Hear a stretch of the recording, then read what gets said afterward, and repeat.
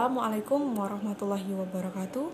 Dalam kesempatan kali ini, kami dari kelompok 8 kewirausahaan yang beranggotakan Arasi, Deski Cangklimunati, dan Edenia Pratiputri akan menjelaskan materi tentang analisis bisnis dan studi kelayakan bisnis. Adapun cakupan materinya yaitu yang pertama, studi kelayakan bisnis, yang kedua, proses dan tahapan studi kelayakan bisnis, yang ketiga, penyusunan laporan studi kelayakan bisnis, yang keempat, evaluasi dan persiapan bisnis baru. Baiklah, masuk kita kepada materi yang pertama yaitu studi kelayakan bisnis. Menurut Kasmir dan Ja'far tahun 2003, studi kelayakan bisnis adalah suatu kegiatan yang mempelajari secara mendalam tentang suatu kegiatan atau usaha yang akan dijalankan. Dengan kata lain, studi kelayakan bisnis itu adalah kegiatan untuk menentukan apakah bisnis itu layak dijalankan atau tidak, meliputi identifikasi masalah, peluang, menentukan tujuan, menggambarkan berbagai situasi bisnis, dan menilai manfaat yang dihasilkan. Studi kelayakan bisnis ini meliputi berbagai macam aspek, yaitu aspek pasar dan pemasaran, aspek teknik dan teknologi, aspek manajemen, aspek sumber daya manusia, aspek finansial, aspek ekonomi, sosial budaya dan politik, aspek lingkungan industri, dan aspek hukum dan legalitas. Assalamualaikum warahmatullahi wabarakatuh. Saya akan melanjutkan materi selanjutnya yaitu proses dan tahapan studi kelayakan bisnis. Yang pertama, tahap penemuan ide. Tahapan pertama adalah studi kelayakan, yaitu adanya penemuan ide bisnis harus dimulai dengan menentukan satu atau beberapa ide bisnis yang memiliki perspektif.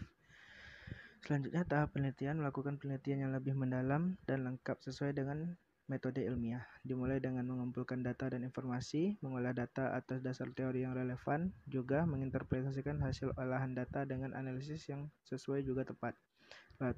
Lalu tahap evaluasi, tahap urutan usulan terbaik, tahap rencana, dan yang terakhir tahap pelaksanaan atau eksekusi.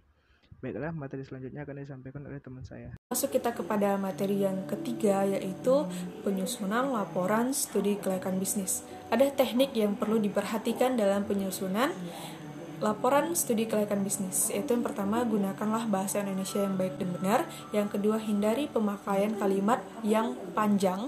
Yang ketiga, jangan menggunakan kalimat yang samar-samar. Yang keempat, jangan menggunakan kata-kata yang emosional.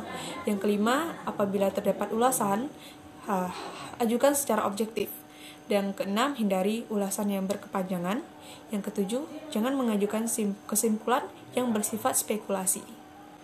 Adapun garis besar sistematika laporan studi kelayakan bisnis itu yang pertama adalah latar belakang pemrakarsa seperti alamat, nama, peranan, pengalaman, dan kemampuan dari si pemrakarsa tersebut.